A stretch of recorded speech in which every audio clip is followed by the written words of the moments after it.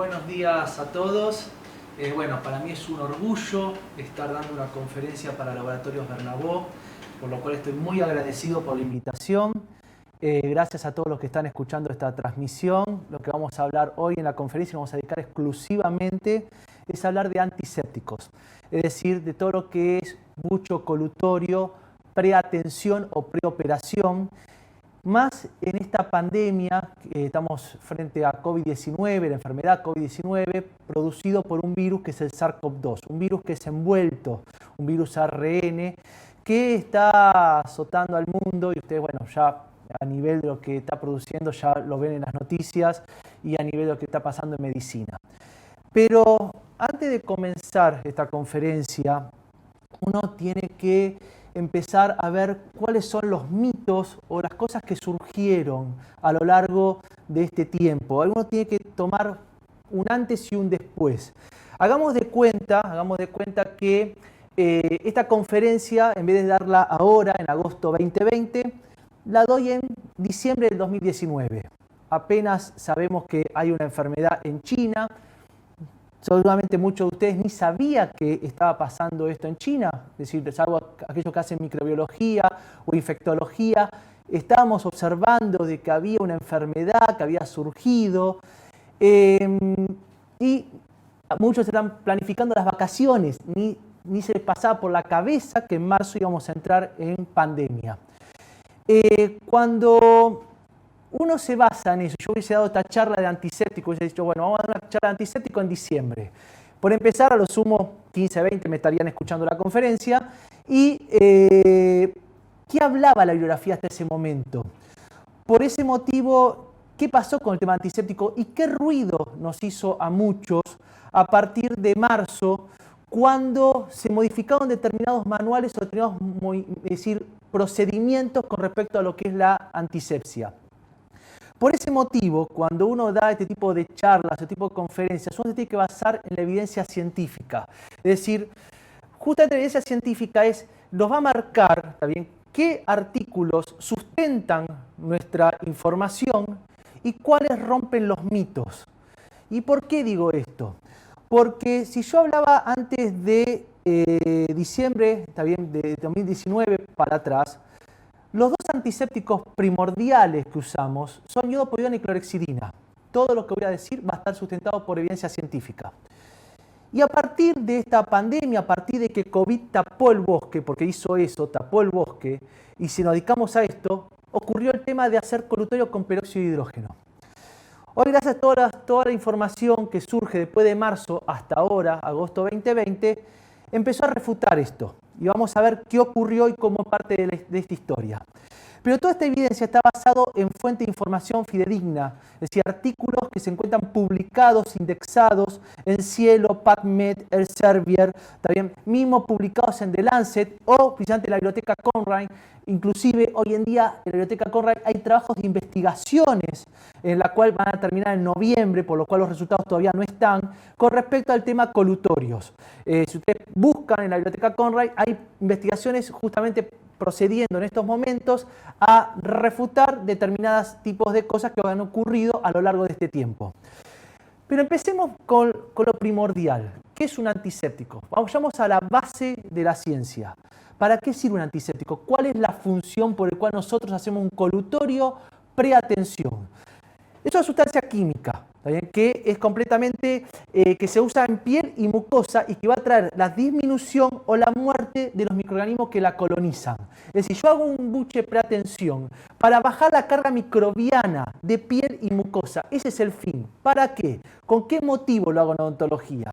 Por un lado, la boca tiene más de 700 especies en lo que es la microbiota oral. Entonces, cuando uno hace una aerosolización, tanto por la turbina, los piezoeléctricos, el cavitrón, esos microorganismos que están en la boca son aerosolizados y se distribuyen en todo el consultorio. Y estos trabajos científicos están, es decir, cuál es la dispersión de esa aerosolización. Mismo, algunos lo llaman justamente lo que es el CAS, también, es decir, lo que es el contacto de aerosolización salpicadura que se genera alrededor del sillón. Entonces, ¿uno qué hace con esto? Estos microorganismos que uno aerosoliza, uno lo puede llegar a inhalar, puede quedar expuesto, mismo puede entrar por conjuntiva, es decir, que existe una vía de transmisión. Entonces uno lo que hace con el antiséptico es bajar esa carga microbiana, generando la inhibición o la muerte de determinados microorganismos y busca de todos los microorganismos. En caso de la piel, aquellos que hacen cirugía, lo que busca justamente, al igual que por vía intraoral, la antisepsia de mucosa y piel frente a la punción o frente a la incisión, lo que uno busca es que los microorganismos no se inoculen en el acto operatorio. Entonces, la antisepsia es eso. Y eso es un concepto que viene de hace años. Ya Semmelweis hablaba del lavado de manos. Lister utilizaba agentes fenólicos para realizar la antisepsia. Entonces, estos son conceptos que vienen de muchos años. Si uno va a los manuales, a las publicaciones de antisépticos, mismo uno puede observar que una de las cosas que le pide a un antiséptico es que tenga sustantividad. ¿Qué significa esto? Que perdure su efecto en el tiempo. Es decir, que yo lo aplico, a su vez el efecto perdure a lo largo del tiempo. ¿Y cuáles son los mejores antisépticos con efecto residual? Uno es la clorhexidina, la otra es la iodopovidona. Son los dos que tienen mejor sustantividad. Por supuesto que la clorhexidina mucho más todavía que la iodopovidona. A pesar de que acá dice 1 hora, vamos a ver que la sustantividad de la clorhexidina perdura hasta 6 horas y algunas publicaciones hablan de 12 horas de sustantividad. Todo va a depender de las sustancias que lo puedan llegar a inhibir. Pero si se pueden observar ya las publicaciones de antisépticos, que es una publicación del año 2018, lo que son los alcoholes tiene una sustantividad de 5 minutos, 10 minutos, pero el peróxido de hidrógeno, el efecto residual, no lo tiene. El peróxido de hidrógeno se inhibe inmediatamente. ¿Por qué? Por la enzima catalasa. Cuando uno va a estos manuales, las conclusiones de estos manuales es que dice, no existe un antiséptico ideal. Y en la práctica, solo un pequeño número de antisépticos reúne las propiedades que uno quiere. Es decir, el hecho de inhibir, bajar los microorganismos, ¿está bien?, de toda la microbiota, hacer efecto contra todos ellos y a su vez perdurar en el tiempo. Y los dos antisépticos principales es la clorhexidina y la iodopovidona, son los que reúnen estas propiedades. Mismo si uno va a aquellas publicaciones de odontología, donde lo que hacen es probar frente a los cavitrones la aerosolización que se hace y si estos evacuadores de grandes volúmenes realmente funcionan o no, lo que llegan a las conclusiones, estos son artículos del 2015 y ahora voy a apuntar artículos más recientes, dicen que estos evacuadores de grandes volúmenes no cumplieron la función que uno quería. Por eso entraron en conflictos con los hallazgos que decían que estos evacuadores sí servían. Y realmente, ¿qué demostró? Que lo más efectivo era el enjuague bucal antimicrobiano. No solo esta publicación, sino muchas publicaciones hablaban de esto, que lo que hace efecto, en este caso usaban clorhexidina al 0,2%, era justamente el antiséptico. Eso bajaba la carga microbiana, no los evacuadores, sino el uso del antiséptico, la perduración de los mismos, hacía que estos microorganismos que se aerosolizan sean mucho menor, que las unidades formadoras de colonias sean mucho menor. Tanto esta publicación como esta misma. Cuando pasa esta pandemia, los manuales marcan que el principal antiséptico que hay que hacer frente a COVID es el peróxido de hidrógeno. Aquellos que hacemos microbiología clínica, es decir, que estamos en los hospitales, mismo aquellos que somos cirujanos, que estamos constantemente trabajando con el departamento de infectología, con medicina, con clínica médica, nos hizo mucho ruido. Es decir, no solo a mí, sino a muchos profesionales, al momento de que estuvimos hablando con determinados colegas importantes del mundo, diciendo ¿qué pasó? ¿Por qué? Porque los manuales de antisepsia, inclusive en lo que es quirófano, los lavados de manos, siempre se usó la iodopovidona, pero ¿qué pasa? La iodopovidona generó alergias, muchas alergias. Entonces se fue reemplazando la iodopovidona por la clorhexidina. No solo por la iodopovidona, tampoco se puede usar en chicos, en embarazadas, pacientes con problemas tiroideos. Entonces se reemplazó por la clorhexidina. Hoy en día hay pacientes y la FDA emite también problemas de alergias a la clorhexidina. Pero en la parte quirúrgica, siempre la clorexidina se usa muchísimo, a pesar que muchos me dirán, pero está bien, Cristian, pero la clorexidina tiene un nivel bajo, no cubre virus desnudos. Sí, tenés razón, cubre virus envuelto y cubre determinados microorganismos, pero si a veces la clorexidina en lavado quirúrgico se usa con alcohol isopropílico, se suma, se hace un sinergismo con la clorexidina y el alcohol isopropílico en lo que es el lavado de manos y mismo en lo que es antisepsia de piel. No es mucosa, pero el alcohol isopropílico irrita mucho las mucosas. Pero una de las cosas que dan los manuales es que el peróxido de hidrógeno no debe utilizarse por un montón de efectos adversos que tiene el peróxido de hidrógeno. Inclusive, el peróxido de hidrógeno como antiséptico no se usa, salvo en odontología, en determinados tipos de patologías como es la GUNA, la gingivitis úlcero-necrotizantes, o la PUNA, periodontitis úlcero-necrotizante, o una pericoronitis, en la cual yo tengo bacterias anaeróbicas. Entonces el peróxido de hidrógeno frente a la enzima catalasa se desdobla en agua y oxígeno, y la presencia de oxígeno hace que justamente las bacterias anaeróbicas se mueran. Entonces ese es el fin, pero ahí es justamente una indicación terapéutica del uso del peróxido de hidrógeno, pero no como un antiséptico en la cual va a hacer que baje todos los microorganismos frente a una cirugía, a una incisión, a una punción. Entonces, ¿qué ocurrió? Cuando surge COVID tapa el bosque. La ciencia se desespera, la toma de sorpresa, entre comillas, porque en realidad la ciencia sabía que a la larga iba a pasar una cosa así, pero la toma de sorpresa y tapó el bosque. Frente a esto, automáticamente, ¿qué hizo la ciencia? Bueno, ¿qué antiséptico o qué producto está probado? Que ni siquiera como antiséptico, está probado como desinfectante. Y ahora voy a mostrar los artículos que surgen ahora explicando esta situación. ¿Qué es lo más efectivo frente a coronavirus? Porque este es el 7º coronavirus. Hay 6 anteriores a lo que es el SARS-CoV-2. Es decir, tenemos el primero que data de 1890. Bueno, tenemos las pruebas contra el coronavirus 229E. ¿Y qué se probó? Peróxido de hidrógeno. Bien, pero otros artículos que justamente surge frente a la cepa 229 mostrando que el peróxido de hidrógeno es efectivo, es a lo largo de 1 a 30 minutos como desinfectante y data de 1977. Esto mismo surge, que ahora les voy a mostrar, de un artículo de Oxford que resume todo lo que acabo de decir. Cuando surge esto, dicen, bueno, vamos a ver el peróxido de hidrógeno y empecemos a hacer pruebas con antisépticos. El primer artículo publicado en marzo del 2020 frente a los antisépticos dice y utiliza a la clorexidina al 0.02%. Entonces dice que posiblemente, porque ahora usa la palabra probablemente, que eso no es refutar completamente, probablemente la clorexidina no funcione o tenga un efecto mínimo. Y la corren de lado y ponen al peróxido por delante de esto, sin probarlo realmente como antiséptico. Entonces, ¿qué hace? Corren la clorexidina, corren a la iopovidona y ponen al peróxido de hidrógeno por delante. La ADA toma esto y a partir de ahí baja todas las líneas de hacer buches con peróxido de hidrógeno para COVID-19, para lo que es SARS-CoV-2, la enfermedad COVID-19.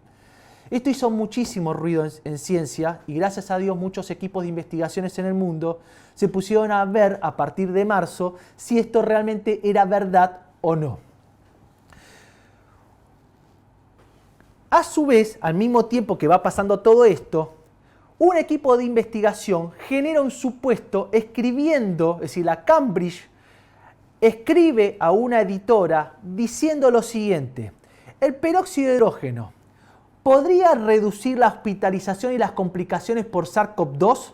Es decir, es como que yo le escriba a una editorial, a la editora, suponiendo una hipótesis. Es decir, que frente a que hay artículos que hablan que el peróxido de hidrógeno de 1 a 30 minutos es efectivo contra coronavirus 229E, yo supuse una hipótesis diciendo que el peróxido de hidrógeno posiblemente pueda evitar las complicaciones y las hospitalizaciones por SARS-CoV-2. Y fue el título con un signo de pregunta.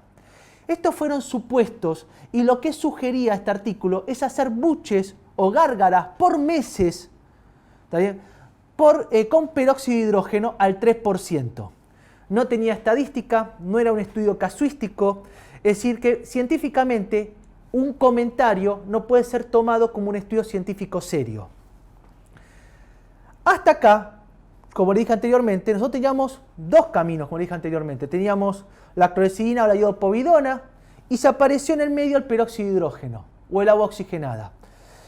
Muchos hablaban del 1%, otros hablaban del 3%.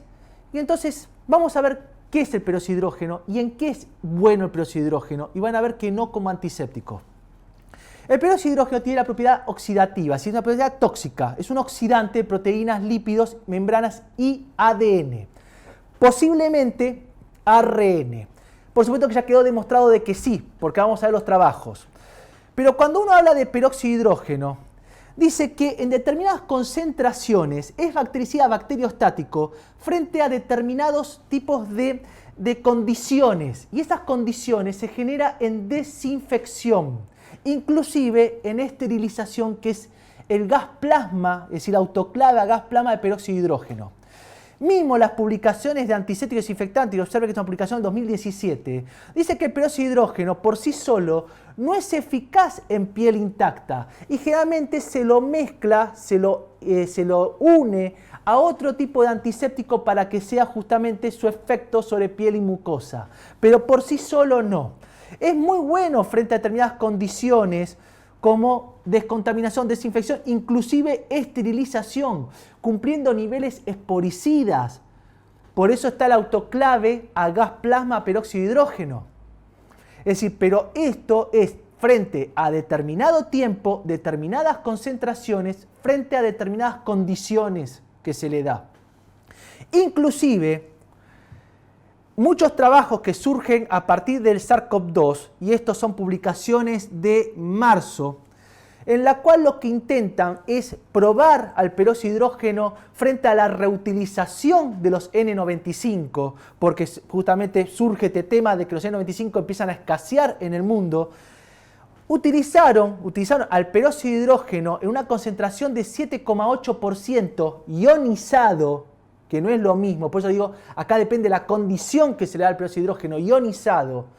Mismo a los respiradores N95 se lo contaminó con virus de influenza A, es decir, el H1N1, simulando al SARS-CoV-2. ¿Por qué? Porque es un virus envuelto, ARN, del mismo tamaño de SARS-CoV-2, y contaminándolo también con suero fetal, con suero de ternera fetal, cosa que simula materia orgánica. Probaron estos dispositivos de peróxido de hidrógeno y sí, funcionó y eliminó al H1N1. Y extrapolaron estos estudios a lo que es justamente SARS-CoV-2. Posteriormente a este estudio, también en desinfección, el peróxido de hidrógeno funcionó frente a estos respiradores. Por eso 3M en sus manuales dio justamente pautas diciendo, perfecto, estos respiradores se pueden justamente desinfectar con peróxido de hidrógeno 7,8% ionizado y no utilizar otro tipo de métodos. Pero como desinfectante, no estamos hablando de antiséptico. Entonces acá, y frente a un determinado tiempo. Veamos los antisépticos que veníamos usando hasta ahora, es decir, antes de todo lo que fue la declaración de esta pandemia. Uno de ellos es la clorexidina. La clorexidina la usamos en determinadas concentraciones. Acá nosotros no usamos al 0,02% como puede ocurrir en determinados lugares de Europa o en China, que lo que busca es, le bajamos la concentración por las manchas de piezas dentarias, por los problemas que tenía la clorexidina. Entonces la usamos al 0,12 en colutorio, al 2 y al 4 en lo que es justamente el lavado de manos, inclusive en la antisepsia de lo que es mucosas previa a cirugía. Una de las cosas que tiene la clorexidina es la sustantividad. Tiene justamente que un nivel microbiológico bajo, pero si se lo asocia, por ejemplo, al alcohol isopropílico o a otras sustancias, el nivel microbiológico sube. Lo que tiene la clorexidina es que justamente tiene una función sobre la pared y la membrana. Lo que hace justamente la clorexidina es que penetra las membranas de las células, genera una desestabilización. Mismo lo que hace es una inhibición en el consumo de oxígeno, por lo cual la bacteria automáticamente reduce la producción de ATP y la lleva a la muerte. Inclusive en las bacterias gram negativas hace su efecto no en la membrana citoplasmática, sino más bien la membrana, la capa fosfolipídica más externa, la que está, si recuerdan la formación de la pared, de la estructura de la pared gram negativa, recuerden que tienen una capa fosfolipídica, una bicapa lipídica de la membrana citoplasmática, y más externamente tiene una capa de mureína y está el lipopolisacárido con una capa lipídica. Bueno, hace su efecto ahí. Entonces, tiene un efecto muy importante sobre las bacterias. Inclusive, tiene una función que es antiadherente. Es decir, las bacterias a través que tienen una carga negativa y el esmalte con la capa salival tiene una carga negativa, el calcio que tiene dos capas positivas es justamente el que va a permitir la adherencia de estas bacterias al esmalte. Justamente la clorexidina se interpone frente a esto porque tiene dos cargas positivas, actuando en forma antiadherente frente a las bacterias. Como si fuera poco, tiene sustantividad, que es perdurar en el tiempo ese efecto. Como le dije anteriormente, 6 horas y en algunas publicaciones hablan hasta de 12 horas. Por eso se usa muchísimo en lo que es el lavado de manos quirúrgico. Se siente mucho mejor que la iodopovidona, aparte de no manchar. Pero tiene una cuestión, que puede quedar inhibida frente a determinadas sustancias, entre ellos justamente lo que son las pastas dentales, por lo cual se pide que frente a un colutorio de clorexidina el paciente pase 30 minutos antes de hacerse ese colutorio. Si se cepilló los dientes, pasen 30 minutos y recién ahí haga su enjuague con clorexidina, porque se puede inhibir. Entonces se pierde todo ese efecto que acabo de comentar. Cuando uno habla, yo digo, como la clorexidina, ¿qué hablan las publicaciones antisépticos? Es excelente, no solo para la parte de mucosa, sino para infecciones cutáneas. Se usa justamente clorexidina alcohólica para campos quirúrgicos. Es decir, que la clorexidina muchas veces se asocia a esto y tiene sus buenas funciones. Inclusive, hay publicaciones del 2018 que hablaba que la clorexidina no tenía pruebas frente a la parte bactericida, frente a determinadas concentraciones, sino también frente a determinados virus. En este caso es el norovirus murino. Y cumplía su función sin ningún tipo de problema. Hay publicaciones justamente de antisépticos desinfectantes de la Sociedad de Chile, en la cual justamente marca que la clorexidina tiene efectos no solo frente a bacterias, sino también frente a la influenza, frente a determinados virus con envolturas, herpes, HIV, citomega, influenza, virus respiratorios sinciciales. Seguimos, hay agentes, justamente publicaciones de 2007 como agentes virucidas, justamente al gluconato de clorexidina 012, en la cual incluye también al virus de la influenza A. Si justamente frente a SARS-CoV-2, muchos estudios que se hicieron justamente utilizando al H1N1 simulando al SARS-CoV-2 y extrapolaron esos estudios, como les mostré recientemente, el peróxido de hidrógeno ionizado, contaminando los respiradores. ¿Por qué motivo, si hace efecto sobre H1N1 de esta forma, por qué motivo no podría ser sobre SARS-CoV-2? Gracias a Dios, hoy en día se demostró de que esto es así. Pasemos al otro antiséptico que veníamos usando muchísimo, la iodopovidona. La iodopovidona veníamos usando, hay 3 presentaciones, al 5 en jabón, al 8 que es el bucofaringio y al 10 que es la solución. La usamos muchísimo y la seguimos usando para lo que es antisepsia de piel. Cuando no hay clorexidina usamos iodopovidona cuando el paciente no es alérgico, no es tiroideo, no es embarazada y tampoco en chicos. Es decir, eso queda descartado ese grupo. Pero lo usamos muchísimo el tema de la iodopovidona. ¿Y qué marcaban las publicaciones con respecto del 2018 de iodopovidona frente a determinados patógenos de la parte respiratoria y oral? Que es efectivo inclusive en concentraciones bajísimas, al 0.23%. Es bajo, yo dije que hay 3 presentaciones, 5, 8 y 10. Acá estamos hablando de 0.23%. En 15 segundos tiene acción la iodopovidona. ¿Y qué pasó? Se rompió todos los manuales, es decir, todo lo que fue de COVID para atrás, hablábamos de clorexidina iodopovidona como buen antiséptico, surge COVID y se rompe todo eso y surge el peróxido de hidrógeno como un antiséptico ideal. Esto hizo mucho ruido a nivel científico, muchísimo. Gracias a Dios, Al mismo tiempo que surgen estos manuales de la ADA diciendo colutorio de peróxido de hidrógeno, hay grupos de investigadores que dijeron acá hay algo raro y empezaron a investigar. Ahí es donde surgen publicaciones muy importantes y esta es de abril, fines de abril, 25 de abril de 2020, diciendo, paren, la iodopovidona ya estaba probada al 0,23% sobre SARS y MERS y hacía efecto.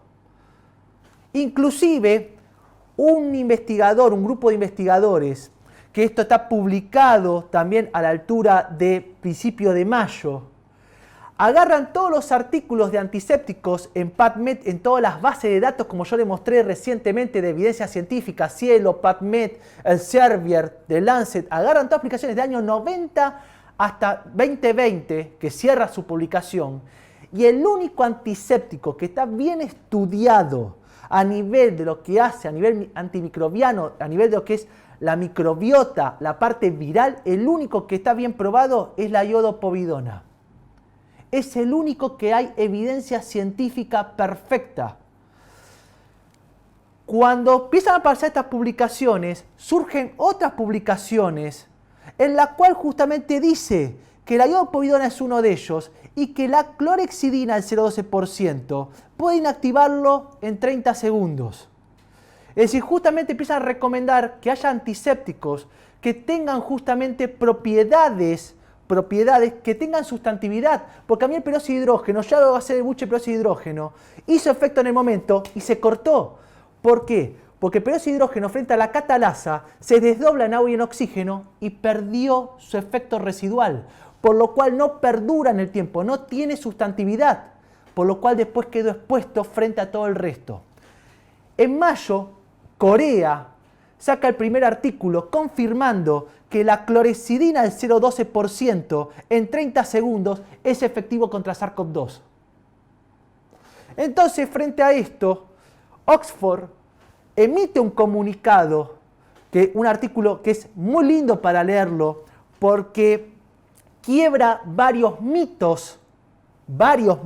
Entre uno de los mitos que rompe es que el asintomático no contagia. Oxford dice no, bajo ningún punto de vista. Contagia, pero en menor carga viral. Pero contagia. Todavía no sabemos cuál es la carga viral que nosotros necesitamos realmente. Pero el asintomático contagia. Por supuesto que no es lo mismo recibir una carga viral de un asintomático que uno sintomático y ni les cuento de un grave. La carga viral es mucho más alta, pero contagia. Pero ¿qué dice el artículo de Oxford? Que uno de los grandes problemas de revisión de literatura, ¿está bien?, es que la clorhexidina se usó justamente en baja concentración al 0,02%. Esa es una de las cosas que marca el artículo de Oxford. Y lo otro que dice que los estudios que se basaron para decir que el peróxido de hidrógeno era bueno era por el coronavirus 229E, que es el artículo que yo les mostré, del año 77, hay artículos del año 80 también. Y que una de las cosas, uno de los grandes problemas que tiene el peróxido de hidrógeno es que no tiene sustantividad porque justamente se desdobla por la enzima catalasa.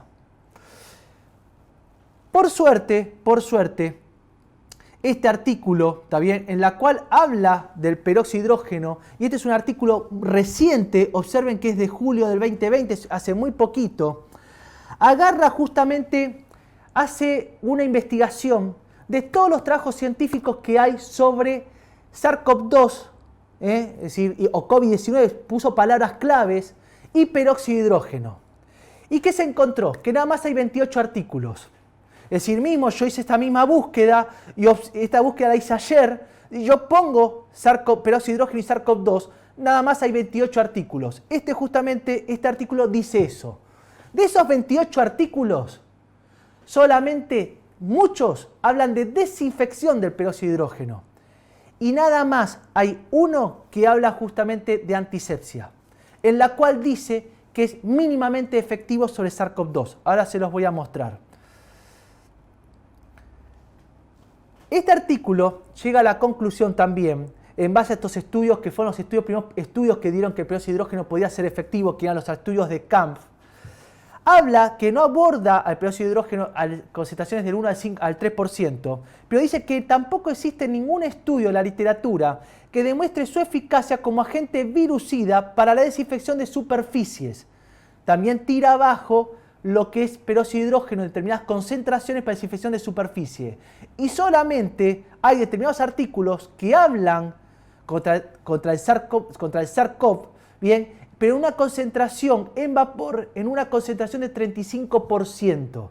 Es decir, esta publicación que busca al peróxido de hidrógeno y trata de unirlos con el SARS-CoV-2 y contra COVID-19 para ver si realmente hay artículos con respecto a la inhibición, dice solamente 28 publicaciones. Muchas son de desinfectantes, no de antiséptico. El único que habla de antisépticos al SARS-CoV-2 dice que justamente la concentración de 1,5 y 3% dice que es mínimamente efectivo. Mínimamente efectivo. Y el resto de los desinfectantes, algunos hablan de peróxido de hidrógeno ionizado. Y como desinfectante de superficie, es decir, no ionizado, como desinfectante de superficie, tiene que estar el 35% del peróxido de hidrógeno. Esto es reciente. Al mismo tiempo, en junio, sale este artículo que ensaya lo siguiente. Agarran buches, hacen colutorio de peróxido de hidrógeno, someten al SARS-CoV-2 al peróxido de hidrógeno al 1,5% y 3%, y al iodopovidona al 0,23%. ¿Qué conclusión llega? Que el peróxido de hidrógeno a las concentraciones recomendadas de enjuague oral de 1,5 y 3% fue mínimamente efectivo. Entonces, gente, empecemos a ponernos en línea. Antes de COVID-19 decíamos que los mejores antisépticos eran clorexina y iodopovidona. Se quiebra con COVID-19 y surge el peróxido de hidrógeno. Hizo ruido en la ciencia, empieza a haber investigaciones al respecto a ver si esto realmente era cierto. Y ahora llegamos a agosto diciendo, señor, el peróxido de hidrógeno no va. El peróxido de hidrógeno es mínimamente efectivo contra SARS-CoV-2, al 1,5 y al 3%. ¿Y qué dice entonces ahora los artículos? Que este artículo ya es de fines de junio. Justamente dice, señores, vayamos a la clorexidina o a la iodopovidona, que la iodopovidona está mucho más probado con respecto, y tienen sustantividad. Y es lo mejor para usarlo clínicamente. Pero ustedes dirán, bueno, pero esto surge ahora, esto que la clorexidina es efectiva contra virus surgió ahora, ¿por qué les hizo ruido a la ciencia? En realidad esto estaba investigado, no estaba profundamente investigado, pero había determinados estudios que decían que la clorexidina cumple acción sobre virus envueltos. Y muchos de estos estudios están publicados en el año 1990 en el Journal of Dental Research, en la cual determinados investigadores investigaron el efecto virucida de la clorexidina del 0,12% y llegaron a la conclusión que tenía efectos antivirales sobre virus con envoltura, no los sin envoltura. Los desnudos no, pero los de envoltura sí. Es decir, que mismo estas publicaciones anteriores decían que la clorexidina tiene efecto, inclusive observen la familia de los coronavirus, y muchos virus están estudiados con el efecto antiviral y la actividad antiviral que tiene la clorexidina en determinadas concentraciones. Algunos más, otros menos, pero tiene efecto. Pero, acá tenemos que hacer una salvedad. Al mismo tiempo que empezamos a decir, bueno, listo, la clorexidina hace efectos al SARS-CoV-2, sí, quedó demostrado. La iodopovidona hace efectos al SARS-CoV-2, sí. Peróxido de hidrógeno no hace efecto, no. Nada que ver, esto es, nada que ver contra COVID-19, nada que ver con respecto a esta pandemia.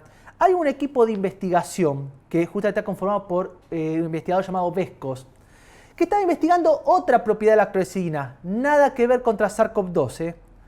Está investigando la disminución de los nitritos que genera la clorexidina en tratamientos crónicos. Estamos hablando de pacientes con tratamientos crónicos por periodoncia, por lo que quieran, con clorexidina.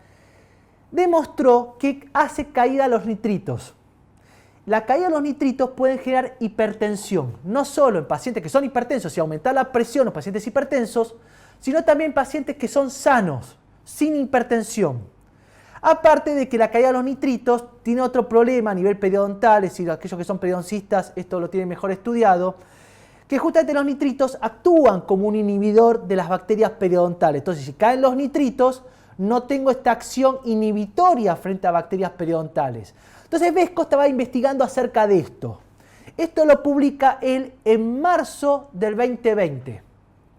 Claro, cuando se encuentra con la pandemia y frente a los trabajos de investigación que él tenía sobre nitritos, que decía, si yo hago tratamientos crónicos con clorexidina, me caen los nitritos, aumenta la presión arterial, Vescos y su equipo publican en el Journal of Dental Research diciendo, señores, cuidado, nuestro equipo investigó esta caída de los nitritos y el aumento de presión arterial y podría y advierte a la ciencia que los tratamientos crónicos con clorexidina podrían desarrollar, es decir, el paciente podría tener un mayor riesgo de desarrollar una infección grave por COVID-19.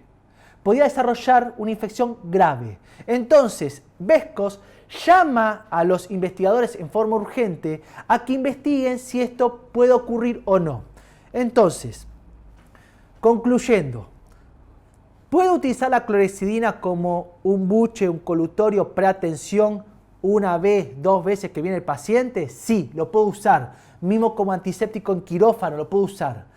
Por el momento, frente a estas investigaciones y esta advertencia que hace Vescos, suspendan tratamientos crónicos. Aquellos tratamientos de 7 días, 15 días que hacen los periodoncistas, suspendan porque justamente Vescos dio su advertencia justamente a través del Journal of Dental Research. Esto fue en mayo de este año, justamente frente a sus investigaciones, y todavía no hay investigaciones desde mayo hasta acá que esté confirmando este tema.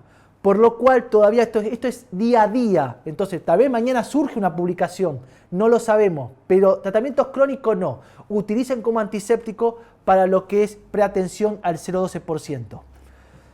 Pero al mismo tiempo que tenemos la clorexidina y iopodiona, hay otros productos. Bien, ustedes me dirán, bueno, ¿y qué pasa con otras marcas, con otros tipos de drogas? Entre ellos, por ejemplo, Listerine. Listerine salió a decir, miren, no hay investigaciones sobre SARS-CoV-2. ¿Podría hacer efecto contra virus? Y hay publicaciones del 2005 que habla de que este producto tiene efecto y tiene acción antiviral y reduciría la presencia de contracciones virales. Pero no hay estudios muy exhaustivos contra SARS, MERS, SARS-CoV-2, es decir, no hay estudios exhaustivos, por lo cual uno dirá, bueno, está bien, pero tiene alcohol en la composición. Si el alcohol emulsiona los lípidos, podría, sí, es una hipótesis. Las hipótesis se pueden afirmar o se pueden refutar. Y para yo poder afirmar o refutar algo, tengo que poner en investigación eso. Por lo cual, si yo no investigo, no puedo sacar conclusiones. Mi hipótesis sería, y sí, frente a la composición, frente a que tiene un alcohol y frente a publicaciones que dice que reduce, sí, podría ser efecto. Mi hipótesis en las primeras conferencias que di en marzo con respecto a este tema de bioseguridad, yo dije, la clorexidina tiene que hacer efecto. Si ustedes escucharon las primeras conferencias, tiene que hacer efecto. ¿Por qué? Porque están las publicaciones, dice esto, esto y esto, y se demostró de que sí hace efecto. Perfecto. Lo mismo pasaría con Listerine. Habría que hacer publicaciones con esto. Y también con otro compuesto más que alguno me podría preguntar, bueno, ¿y el clorocetilpiridinio hace efecto o no contra SARS-CoV-2? Bueno, veamos qué dicen las publicaciones. Las publicaciones del clorocetilpiridinio como antiséptico ya de hace años habla de que podría tener efecto contra los virus. Es probable, las publicaciones hablan de probable. Ahora les voy a mostrar por qué motivo. El clorocetilpiridinio se está usando mucho como un reemplazo de la clorexidina. Es decir, aquellas personas, por ejemplo, vienen justo una persona que es tiroidea, en la cual no puede usar iopodiona y a su vez es alérgico a la clorexidina. ¿Puede ocurrir? Bueno, ¿es un caso en 2 millones? Bueno, ocurre. Entonces, en ese caso, ¿qué tengo como antiséptico? Bueno, está el clorocetilpiridinio. Perfecto, como reemplazo. ¿Se puede utilizar? Sí. ¿Tiene un efecto antibacteriano? Excelente. Mismo está demostrado. ¿Qué dicen las publicaciones con clorocetilpiridinio? Bueno, tiene un efecto residual bajo. Tiene un efecto bastante bajo. El equilibrio de la flora bacteriana intraoral no se ve muy alterado con respecto a lo que es la clorexidina. Puede ser una alternativa en caso de clorexidina y podría, a pesar de que no está bien estudiado en detalle los efectos de los virus respiratorios, probablemente pueda actuar sobre coronavirus. ¿Por qué? Porque este artículo, que está publicado en el 2017, puso a prueba al clorecetilpiridino frente a determinados virus. Y entre esos virus está la influenza. ¿Y qué influenza? El H1N1 y el H3N2. Y justamente cumplió su efecto inhibitorio contra esos. Y volvemos a los mismos artículos anteriores. Si yo digo que yo puedo extrapolar un estudio de H1N1 hacia SARS-CoV-2, bueno, este también lo podía extrapolar ahí. Entonces yo podría decir, bueno, el clorecetilpiridino probablemente, no estoy afirmando, tenga efectos sobre coronavirus. Entonces, conclusión. Frente a la evidencia científica que le acabo de mostrar y que hay más artículos, pero tampoco no quiero agotarlos porque hay mucha evidencia.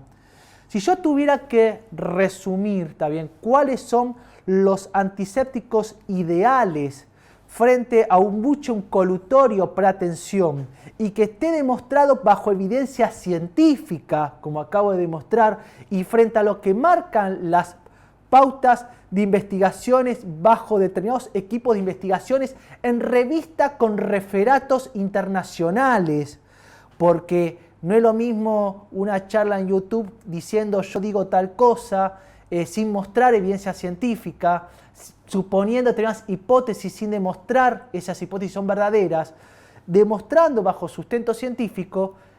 Los antisépticos ideales es, el que está más demostrado es la iodopovidona, ya arrancando una concentración de 0,23%.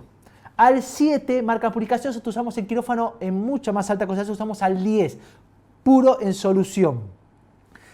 La iodopovidona tiene un efecto que ya está muy demostrado en la literatura, un efecto antiviral. Ya se los acabo de mostrar.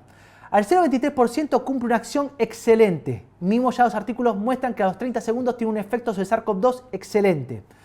¿Cómo se prepara el 0,23%? Se agarra la solución del 10%, se compra la solución al 10% y hay que diluirla. La manera de dilución son 2 mililitros de iodopovidona al 10% y 98 mililitros de agua para preparar 100 mililitros. ¿Quieren preparar un litro? Bueno, agarran 20 mililitros de iodopovidona y 980 de agua. Esa es la proporción. Lo quieren hacer un poco más concentrado. El paciente ahí no siente el gusto feo que tiene la iodopovidona. Lo quieren un poco más concentrado, por lo cual va a tener un efecto mucho mayor frente a la microbiota. Cuanto más concentrado está, mejor es el efecto. Mismo la clorexidina está demostrado que a mayor concentración tiene un efecto no bacteriostático, sino bactericida. ¿Lo quieren tener al 7? Bueno, la proporción es 70 mililitros de iodopovidona al 10%, siempre recuerden partir al 10, y 30 mililitros de agua. La segunda, que ya está demostrada, y están surgiendo trabajos sobre SARS-CoV-2, y mismo Comrain tiene un trabajo de investigación muy importante al respecto comparando, pero hasta noviembre no vamos a tener los resultados. Si ustedes entran a la biblioteca Comrain y buscan trabajos de investigaciones actuales, van a ver que está en desarrollo. Es la clorexidina al 0,12%, no al 0,02. ¿Queda claro? Es muy baja esa concentración. Se los digo por si hay gente de España escuchando, que yo sé que en Europa usan mucho la baja concentración del 0,02 o otros países. Tiene que ser al 0,12 para arriba, si quieren al 0,2, pero 0,12. Por ejemplo, Blackout tiene al 0,12%. Se usa puro. Ambos, todos los colutorios es 1 minuto. Por si pregunta cuál es el tiempo, 1 minuto. No se hace ni 30 segundos ni 15, 1 minuto. El tercero, como alternativa, que es probable que cumpla su función, es el clorecetilpiridino al 0,5%. Es probable. El cuarto, no demostrado, sería el Listerine. Y gente, peróxido de hidrógeno, por favor, quítenlo de todos los manuales. Ya demostró que el efecto es mínimo contra SARS-CoV-2. Están los estudios, pueden descargarlos. Yo ahí, si buscan el enlace, buscan la grabación, está la publicación, los autores, está todo. Bien, o si me lo piden, yo les copio el enlace del artículo, en la cual quedó demostrado contra SARS-CoV-2 es mínimamente efectivo. ¿Por qué les digo esto? Porque muy probablemente en su consultorio ustedes lo que buscan es justamente, volvemos al principio de la charla, el fundamento de la antisepsia, el fundamento justamente de usar un antiséptico, que es bajar la carga microbiana de todo, de todos los microorganismos que están en la cavidad bucal, de todas las microbiotas de la cavidad oral. No solo si el paciente trae una enfermedad viral, sino también estreptococcus, estafilococcus, actinomyces, fuso, prebotera, lo que quieran. Hay más de 700 especies de microorganismos identificados en la cavidad oral. Entonces yo quiero bajar la carga microbiana de todo eso. Pero ahora tengan en cuenta que muchos pacientes pueden concurrir a la consulta odontológica con triage negativa y tener manifestaciones bucales. Esto ya está publicado y está identificado en mayo, en la cual hicieron mismo un atlas, y me ha tocado pacientes con justamente lesiones, triage negativa, sin fiebre, sin alteración del gusto, del olfato, nada. Con solo ver la cavidad oral hay unas lesiones raras, van a hacer hisopado y es COVID positivo. Esta es una paciente mía que concurrió al consultorio. Esta es dos pacientes, la doctora que me cedió, la doctora Laura Grance, en la cual también concurrió a su consultorio con lesiones por SARS-CoV-2. Mismo, esto me dio la foto, le pedí a la doctora Sabrina Agrela, me cedió esta foto con manifestaciones orales y me mandó esta foto. Le hizo hacer hisopado al paciente y dio COVID positivo. Y esta semana, en mi consultorio, otro paciente en la cual presenta lesiones COVID positivo.